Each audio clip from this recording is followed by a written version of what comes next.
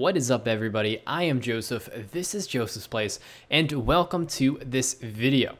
Now, this video is actually being released much sooner than I thought because making money in this game turns out is a lot easier than I originally thought, so that is a good thing. But this is a continuation of the Road to Inferno that I am doing, and in this episode, if you haven't been watching the series, in this episode, my goal was to make my bank just worth basically 10 mil more. So throughout this video, I'm going to kind of just go through and explain the methods I used a little bit in depth, but then if I think they need to be expounded upon a little bit more, I'll be making side videos for each of those. But let's just get right into the video. So my bank value at the start of this video was 64.4 million. So I had a few different methods in mind that I wanted to go through in order to make some money. I really don't like just grinding out money, just the same thing over and over and over again, like Brutal Black Dragons or even Barrows, even though I enjoy Barrows. It's just, that's not fun to me. So I did want to mix it up a little bit, and I had some methods in mind, and I still have a few more I want to try out. And I'm really using these videos to kind of just explore these methods and see if they're good for me and see if they're good in general and how difficult they are. So the first method I used to start my 10 mil is forcing dragon implings. Now, I've done this before, kind of, but I didn't really remember the method, and I actually found a pretty good explanation from a forum post on, I think it was Zybez from back in 2008, and I tried it out and it still works perfectly fine. So I do want to make a separate video on this topic just because it goes pretty in depth and there's more to it than just making money. There's a lot of other things you can do with this method, such as, hunt down clue scrolls, and as an Iron Man especially, it's very easy to force dragon implings or higher level implings that you need something from. So if you need glories, it's an easy way to get dragon implings from that. Now, in general, this actually turned out to not really be a great money maker. I did not make a ton from this, but it was worth my time. So I spent about, I think, 7.5 hours doing this method. The implings I managed to catch were 7 dragon, 26 ninja, 139 magpie, and 212 nature implings. And those are really the only type of implings you catch. So I was able to catch that many in 7.5 hours. And you do need 83 hunter for this, because without the dragon implings, you really make nothing. But in total, I made the net profit from it was 5.1 mil. But there was some expenses. You do use stamina quite a bit to make your trips a little faster. So all in all, the profit from 7.5 hours was 4.7 mil. And the approximate GP per hour for me was between 600 and 650 K GP per hour. Now, I don't think that's a great method because even at that hunter level, I think just hunting chins is probably more profitable. But it is kind of a nice change of pace. And if you get lucky, it's really good.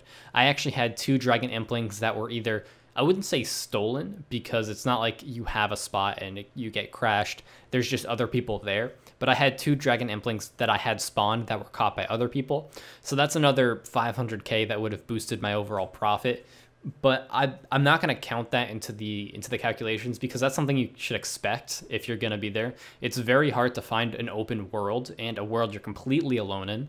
There might not be a ton of other people hunting specifically dragon imps, but there are a lot of other people hunting eclectic imps, and they just go over, and the spawn is very close to the dragon impling spawn, so it's very easy for them to just see it and catch it. So overall, not a super great method, but it's kind of a nice change of pace. It was something a little bit different, and I enjoyed my time. And I mean, I spent 7.5 hours doing it, so I had to enjoy it at least a little bit. Although I spend most of my life playing RuneScape, so I don't know what that says about my enjoyment, how I get enjoyment from life. But overall, I made about 4.7 mil profit from that, bringing our total profit up to 4.7 mil. Now, the next method that I used was killing the mole. Now, I know this is a really good method for people who are maxed, but I had a set of Darks in the bank and I wanted to just try it out for mid-level combat stats. Now, keep in mind, I have 80 attack and 90 strength, so definitely not maxed, but they are a little bit higher. So I just wanted to see what the total GP per hour for that was, and it turned out to be not terrible. So I just did 100 kills because it really wasn't super enjoyable for me, but I did stick it out and do 100 kills. My expense per kill was only about 3.6k, and this drastically gets reduced if you properly prayer flick, which I did not do just because At darking, I make mistakes all the time, and I didn't feel like running back and forth when I just got hit for that one. Even if it's one mistake every few kills, it's just annoying. So I did spend the extra for the prayer potions. So my total expense was 3.6 per kill, and the total for that was about 365k for all 100 kills. But the profit I made was actually pretty worth it.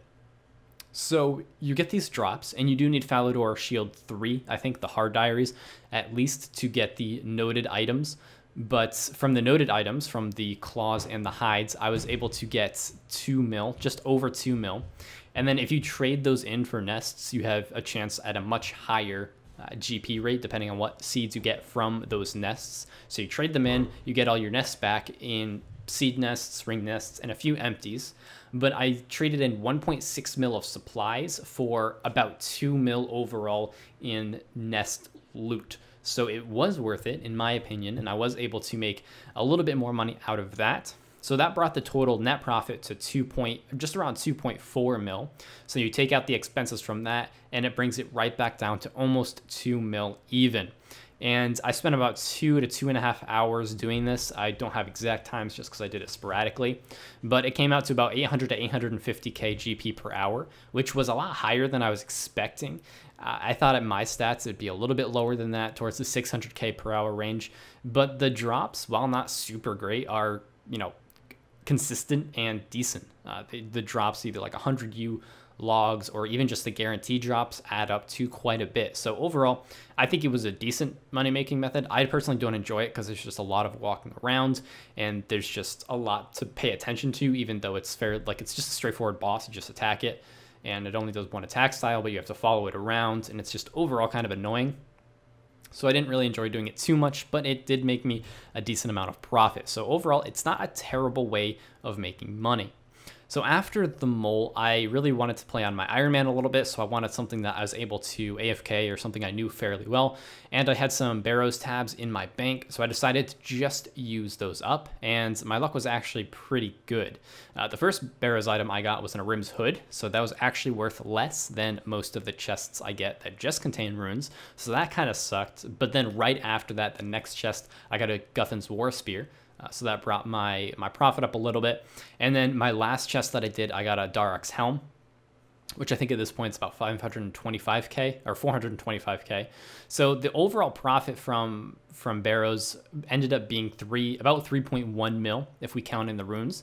And it didn't take me too long to do those. I didn't time it again as I was focusing more on my Iron Man, but I was able to make a little bit of money from Barrows, and I enjoy Barrows, so that was definitely time well spent.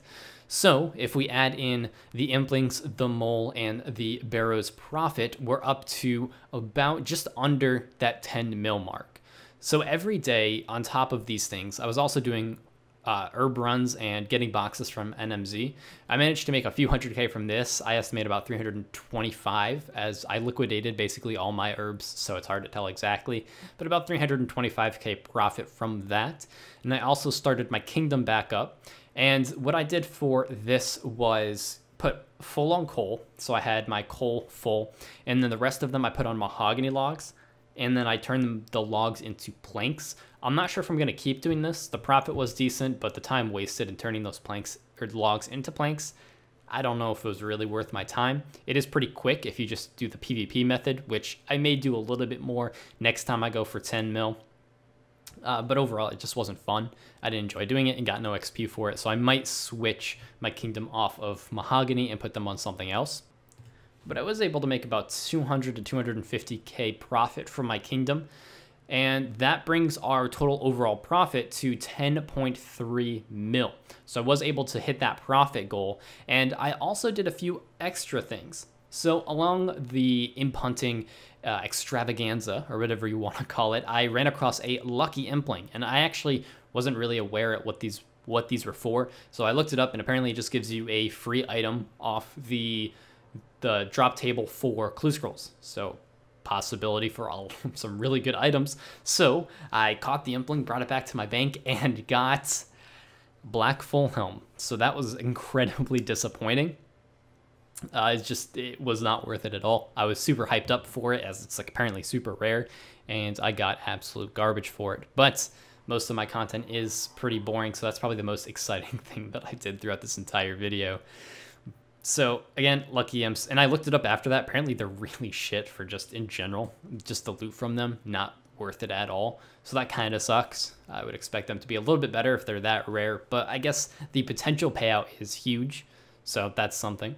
And then I was able to get a hard clue, and that's what I finished up this video doing.